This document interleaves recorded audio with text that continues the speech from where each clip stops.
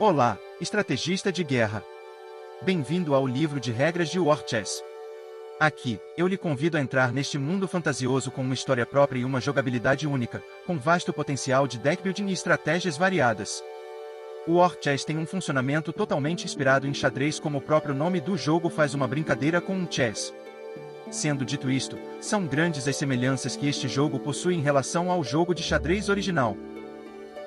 Seguindo o padrão de xadrez, o jogo funciona por turnos em uma partida de 1x1.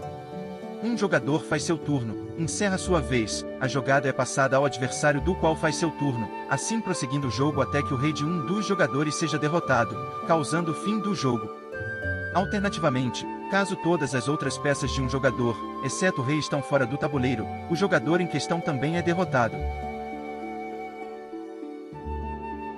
Para que o jogo comece, basta que os jogadores escolham uma classe a se utilizar dentre todas as classes existentes e escolham uma combinação de cards para se utilizar, sendo necessário um card de cada tipo. Existem cards de tipo peão, cavalo, torre, bispo, rei, rainha e fusão. Estes cards definirão as peças no tabuleiro e então, após escolher as 7 cartas, o jogo começa. Cada card representa uma peça, e sendo assim, as informações descritas no card são os indicadores para que o jogador possa escolher entre como e quando utilizar cada peça. Cada card é constituído das seguintes informações: nome, classe, vida, ataque, movimento, level e habilidade. O nome de um card fica no centro superior da carta e não interfere no jogo, apenas serve para separar e facilitar a busca pelos cards.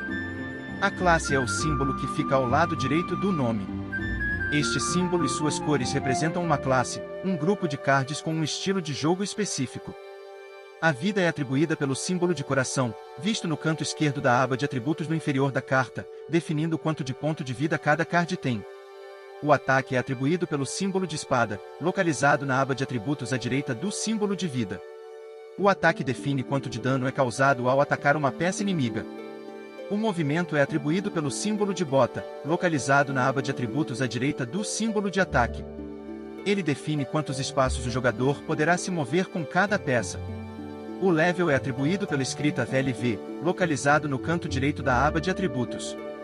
Ele define como certas habilidades relacionadas ao level vão prosseguir no jogo. Além disso, o LV ajuda o jogador a saber o tipo de peça no card, sendo Level 1 peão, Level 2 cavalo, Level 3 torre, Level 4 bispo e Level 5 rei e rainha. Por fim, mas não menos importante, temos a habilidade. Uma característica que uma peça pode ou não ter, definindo mais mecânicas que uma peça pode realizar durante a partida. O tabuleiro é constituído de 16 peças para cada jogador, mas diferentemente do tabuleiro comum do xadrez, o tabuleiro em War Chess troca o local entre as torres e os peões localizados nos extremos, pois no geral as torres desempenham um papel defensivo. Além disso, existe um tabuleiro extra, que fica fora do tabuleiro normal. Este tabuleiro extra serve para guardar sua peça fusão, que foi escolhida antes da partida começar. Esta peça ficará lá até que o jogador decida ou consiga trazê-la ao tabuleiro comum. Durante os turnos, cada jogador terá 3 ações de turno para se fazer. Quando as 3 ações são utilizadas, o turno automaticamente é passado para o adversário. Ou caso seja do desejo do jogador, ele poderá encerrar seu turno mesmo sem ter utilizado das 3 ações. Estas ações são divididas em 4 grupos, sendo eles: ação de ataque, ação de movimento, ação de habilidade e ação de fusão.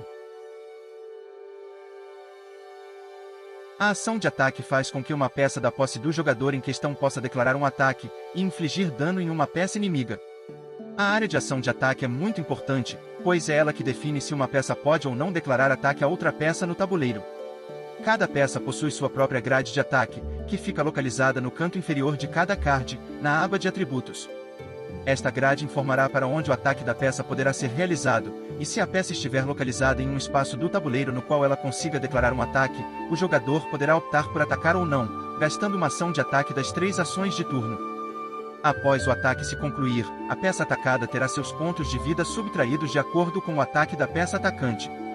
Caso o PV da peça atacada chegue a 0, ela sairá do tabuleiro, sendo destruída e enviada ao cemitério, onde não poderá ser utilizada a menos que alguma habilidade específica externa mexa com peças no cemitério.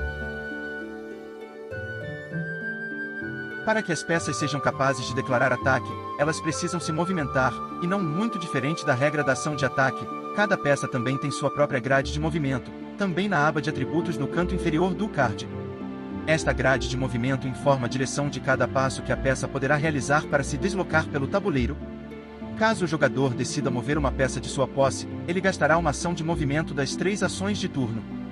Vale ressaltar que a movimentação descrita nos cards das peças geralmente é de 1, gastando uma ação para cada movimento de peça. Porém existem casos diferentes, onde as peças têm sua numeração de movimento de 2. Sendo assim, ela poderá se mover até 2 vezes e gastar somente uma ação de movimento. Além de mover e atacar, as peças têm outro fator muito importante: habilidades. As habilidades permitem ativar um efeito que causará uma mudança em uma peça ou no jogo em si. Não são todas as peças que possuem habilidades, mas as que têm possuem 3 tipos de habilidades para indicar como o jogador deverá utilizar esta habilidade. São elas, habilidade Act, de ativação, habilidade Con, de condição e habilidade Cont, de contínuo. Habilidades Act são chamadas de Activate, ativar, pois basta o jogador desejar ativar a habilidade e ele poderá ativá-la, desde que esteja no seu turno e ele tem ações de turno sobrando, alterando o jogo conforme o que estiver descrito no card com o seu efeito. Embora seja aconselhado que as habilidades Act devam ser ponderadas pelo jogador, pois a maioria delas possuem cooldown, que seria um tempo de espera em rodadas até que o jogador possa ativar esta habilidade novamente.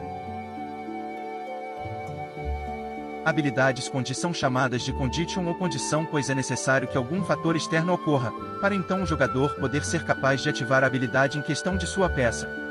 Este tipo de habilidade é muito útil pois ele não gasta ação de habilidade. Porém, eles têm um pré-requisito para serem ativadas e podem ou não possuir cooldowns. Habilidades Conti são chamadas de Continuous ou Contínuo pois ela sempre estará ativa, não sendo necessário algum pré-requisito ou mesmo a ativação do jogador. Por conta disto, habilidades Conti também não gastam ação de habilidade nem possuem cooldowns. As ações de fusão permitem que o jogador gaste 2 ações de turno, independentemente de quais forem, para poder chamar de seu tabuleiro extra uma peça de fusão. As peças de fusão têm um pré-requisito descrito no centro do card como sua condição para que a mesma possa ser chamada ao tabuleiro. Caso o jogador atenda a todos os requisitos, ele poderá gastar 2 de suas ações de turno, independentemente de quais forem, e destruir 2 ou mais peças de sua posse que estejam adjacentes umas às outras para chamar ao tabuleiro uma nova peça definida pelo card de fusão escolhido pelo jogador antes da partida começar. É importante lembrar que nenhum jogador poderá ter mais do que uma peça fusão no tabuleiro. E quando uma peça fusão é destruída, ela não vai para o cemitério ou volta para o tabuleiro extra, ela simplesmente vai para uma zona chamada vazio. Além disso, o jogador tem um limite de 3 usos de fusões por jogo, chamado de essência. Caso o jogador atinja este limite de 3 essências utilizadas, ele não poderá mais fazer fusões pelo resto da partida. Também é de grande importância que o jogador meça a hora de se chamar uma fusão, pois além de seu alto gasto de peças e de ações de turno, o level de uma fusão também tem importância. Fusões de level 3 não são afetadas em nada, e podem ser usadas no mesmo turno em que são chamadas. Fusões de level 4 só poderão ser utilizadas no próximo turno do jogador após serem chamadas ao tabuleiro. Fusões de level 5 só poderão ser chamadas caso algum pré-requisito específico ditado na própria habilidade da carta seja atendido. Após isso, a fusão poderá ser utilizada normalmente. Assim, nós encerramos o livro de regras de War Chess. Você agora possui tudo o que é necessário para jogar e montar suas próprias estratégias.